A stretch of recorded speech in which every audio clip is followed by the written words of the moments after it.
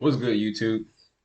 Talking about a pretty interesting topic today. It made me kind of think about it because I saw some stuff pop up in kind of the SoundCloud news type of wave or whatever. I just saw some some things kind of happening and kind of made me think about this topic. So the topic for today is most of the artists fake it till they make it. So what I mean by that is most of the artists that you see that you think are popping and popular are in the kind of in the underground bubbling and whatnot. All of those artists are faking it till they make it. All of those artists look way more than what they actually are. So, an example of what I mean by that is, say for example, you saw me every time I'm out and about. You see me with the nicest gear on, the flashiest stuff. Like I'm flipping, I'm showing stacks of money and this, that, and the third. Right? Let's say that I'm doing all of these things. In my raps talking about how much money I get, all these women I got, and everything like that. But then you also go and see screenshots, and I get exposed to being a scammer or a fraud and finessing people out of their money for features or beats or whatever the case is. So say somebody hits me up for beats, and I tell them it's a ban for a beat, and then they go ahead and send the money, and then after that I ghost them and block them, right?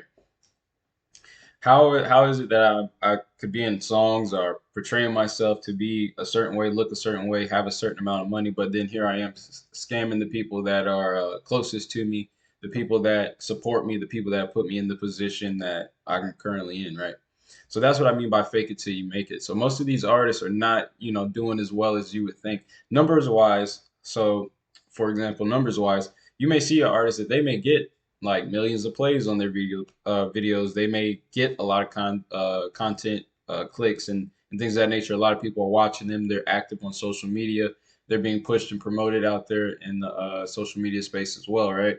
But then you'll go and try to interact with this person like make a purchase, and they'll do something scammy or fraudulent, or you go and try to see them at a show and realize you got millions of followers but there's nobody here at the show.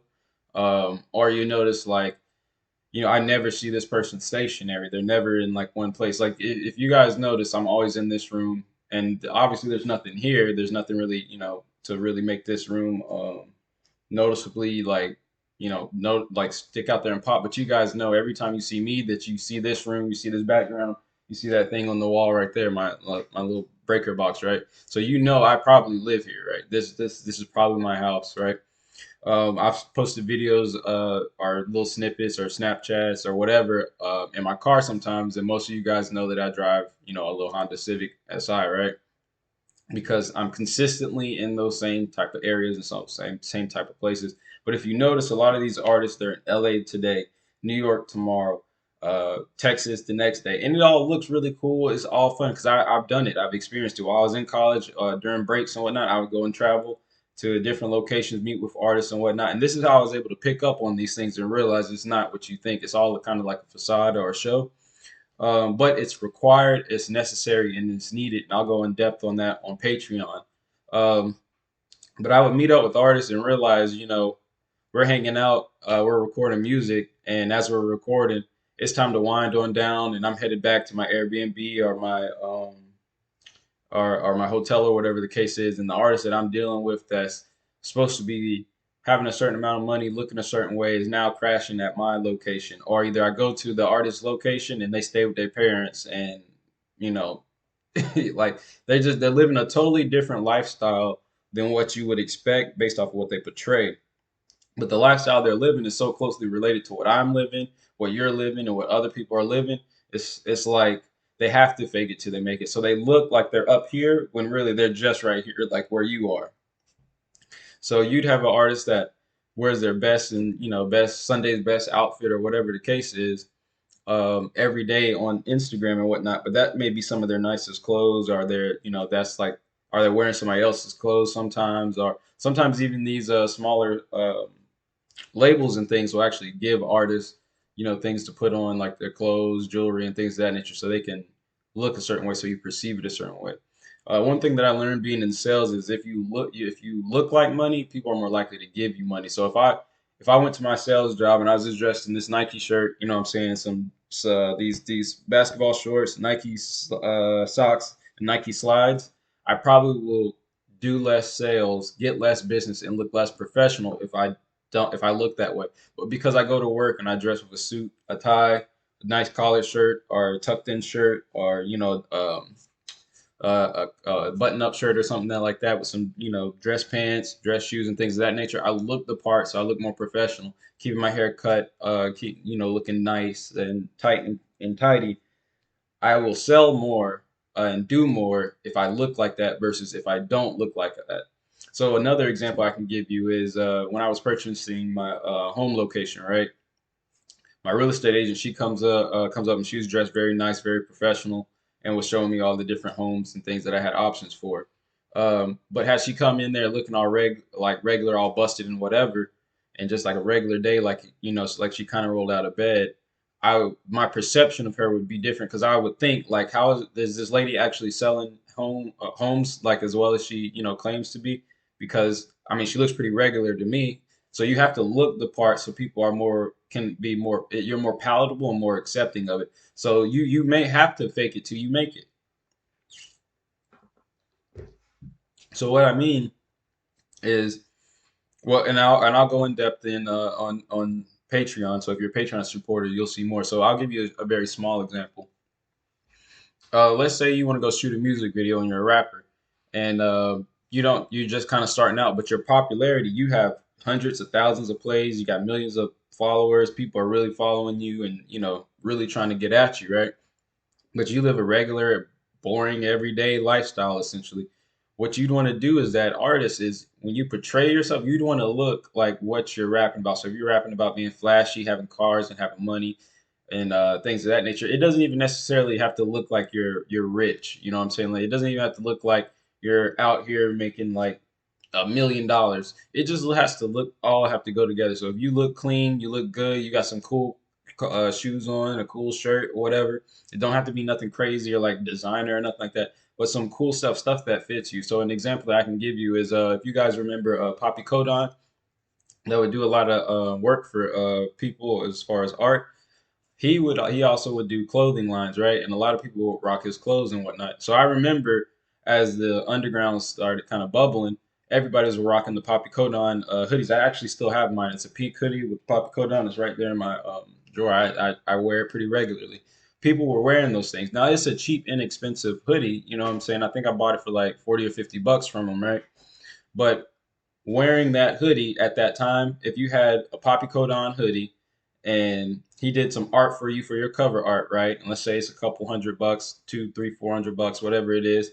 Then you go and combine that with you got a little bit of jewelry. The jewelry don't even have to be real. You can't tell the jewelry's real or fake on video. So let's throw on some regular little cheap, silver gold plated jewelry. You throw you on some nice Jordans and then fitted pants that would rips and tears. That was all you needed to look like you were on the SoundCloud wave. You throw some locks in your hair or something like that, and you rap a certain way, present yourself a certain way, and then when you get in interviews, you act a certain way. You don't even have to be all that, and all of this stuff doesn't even cost that much. But at the time, if you look like that, it looked like you were successful in the underground, right? So just like now, you've got these artists that, like, the first person that comes off the top of my head, I don't know how successful he is because I haven't met him in person, but somebody like Yeet, right? So let's use Yeet for example. You got the Uzi features. I think he's got a Gunner feature. Put his album out. People are really kind of vibing with him and rocking with him, right? He's got the whole turban thing going on that he does. That's his style and his thing. But if you look at him and what he's got going on, he's just like a regular dude. He throws on a turban. He's got his own little fit and setup of how he likes to dress, and his jewels are his vape pens in interviews or when he's talking and just portrays himself in the video of what he's rapping. How if he's actually like that, I have no idea. Again, I've never met Yeet. I just like his music, and he's one of the most recent people to be out there. Whereas you have artists like your Gunners or your Little Babies and your Young Thugs, the image that they portray, they're more in line with actually being that. Like Thug being on there with three, four, five, six, seven different women and having some gold chains and everything. That's more in line with actually truly being him, right? Whereas you'd have somebody. Let's pretend a rapper. I may have to go and ask some friends of some female friends of mine, hey, do you want to be in this music video? Or find some Instagram chicks, hey, I'm rapping, whatever. I'll pay you to be in this music video. I've had people do that when I was running this recording studio.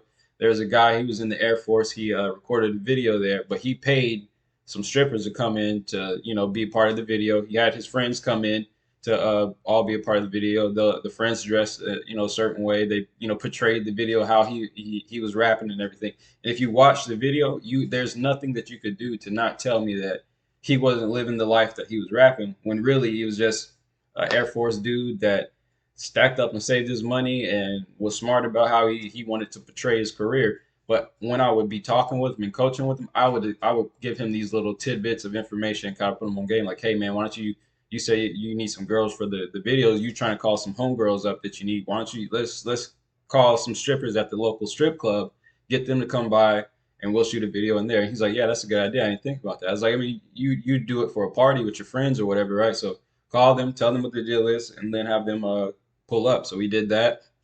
He had some friends pull up. I've even staged it to where I shot a video and the artist wanted to wave guns in the video, right? So he's waving. He didn't have a gun. Like he literally did not have a gun. He was rapping about guns and gunplay and all that. Did not have a gun. Did not own a gun. I went to my house and let him use the AR-15 that I built in college. I went and gave him let him use another AR-15 that I purchased, a couple of handguns that I purchased. All these weapons were legal and everything, but he's waving them in the video like on some street type stuff and giving it the street vibe when really they're legally registered guns to the guy that created the beat. So he faked it till he made it. Like if you watch the video, there's nothing you could say or do to be like, oh yeah, he's really about that life. He's really in the street life. When really he's posing with my guns. You see what I'm saying? So that's what I mean by artists fake it till they make it, right?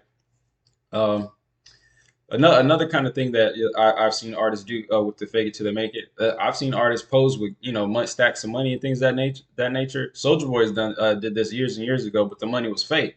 He had like a couple of real bills on top, real bills on bottom, so he'd go like this, and it looked like real bills, but everything in the middle is just like those bills from for the movie or for a movie or something like that. But I've also seen artists be like, I need to look like I got bread in this video, but my homeboy over here, who does whatever, it could be illegal stuff, or he's the one that just happens to have the money. But this guy, he's the one with the money. Let me use your money as a prop. I've even done it. So if you go back and watch the hate video that I made, the diss to Young Bands, the stack of money that I had, I borrowed that from a friend because we were trying to hurry up and do everything so quick. He's like, why don't you shoot a video too? I was like, yeah, that'd be a good idea. And then I called a friend. He came over and he was getting ready to. We were about to shoot the video, and I was like, I probably need some money in this video to flex on him a little bit. And I was about to leave to go grab some cash, and my buddy was like, "Dude, I got some cash. I got cash at the house, which is closer than where I was going." So he went and grabbed a wad of cash, and it looked like a fat stack of cash, but it was probably only like a grand. But it was fives, tens, twenties, or whatever it was. Because he was a shoe reseller. He resold shoes and resold other items on marketplace and whatnot. So he had cash on hand pretty regularly because he'd be buying shoes or buying stuff off marketplace. So he gave me a stack of cash, and that whole video I just flexed with that stack of cash that wasn't mine. Granted I had bread in the account. I could have went and pulled out like 10 grand and had it in hand like this, right? But instead, my friend was right there with the cash with a bunch of fives, tens, twenties, and ones or whatever. But he had a couple hundreds on the top, a couple hundreds on the bottom, and it was enough to look like, all right, this is a fat stack of cash. He's got a lot of money in his hand. When really it may have been like $1,500, right? That was an example of me faking it till I made it. But that's what a lot of artists do. That's what you kind of see in this type of genre, really. So, I mean, and I'm not saying this in a negative way or positive way. I'm just saying it's something that is kind of necessary as an artist. If you want to be successful and be popular, you do have to look like how you're rapping. If you're rapping about money, drugs, and women, you should probably have that in your videos. You can't rap about that stuff and then be in the video just leaned up on the car doing this, rapping and throwing your hand, and you don't have nothing in the video about what you're talking about. It'd be crazy to have somebody like I don't know, Young Nudie. Everybody's heard Young Nudie's album here recently. That man is self-incriminated, self-snitched like I've never even heard before.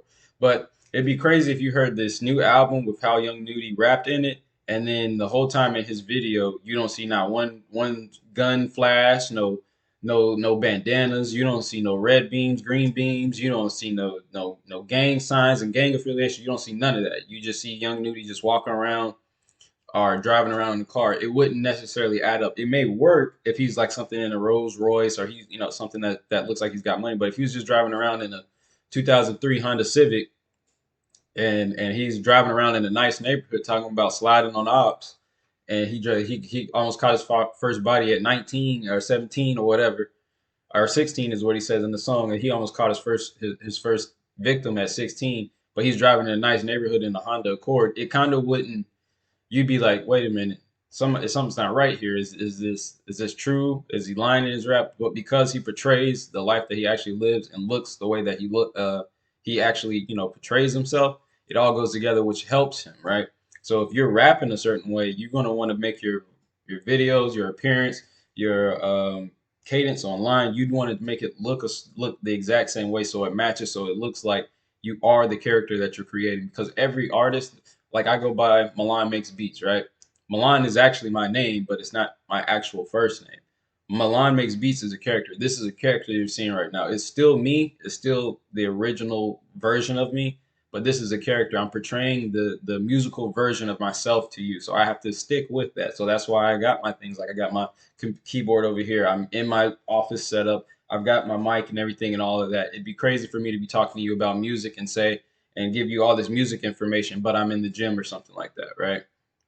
So I'm portraying to you the music version of Milan, and so that's why I keep everything, like that. I give you what you're here to look for. So if I'm here listening to you, I want to see what I'm listening to, and that's what I mean by fake it till you make it. So I don't mean it in a negative way or anything by any means like that. But whatever image you're trying to portray, you better stick with it and keep it to a T. You wouldn't want to be one of those artists that raps about that gangster stuff, and then you get pressed about some gangster stuff, and we realize you soft. That's real bad for your career. That's like Takashi 6ix9ine, or what's that other dude, YBN Demir or whatever. Was he came out saying that he wasn't really like that, or what's the that white Jesus, Slim Jesus. Slim Jesus. He would make the drill music, and he came out saying that I'm not really with that drill life. I just like the drill music. I like the cadence and style. That hurt his career.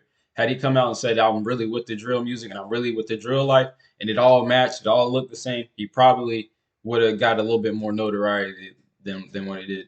But that's all I got for you guys, man. I'm gonna keep it short and simple on this one, real quick. This is about a 17-minute video. I'm not gonna hold you guys too much longer, but that's all I got for you.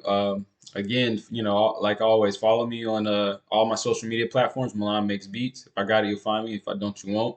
Like the video, comment on the video. If you dislike it, dislike it. I mean, either which way, interact with the video, and keep the algorithm working in my favor. So, that's all I got for you guys, man. I appreciate love and support as always. Just continue to, give me that love and support, and we'll continue from here. That's pretty much all I got for you guys. Peace until next weekend, man.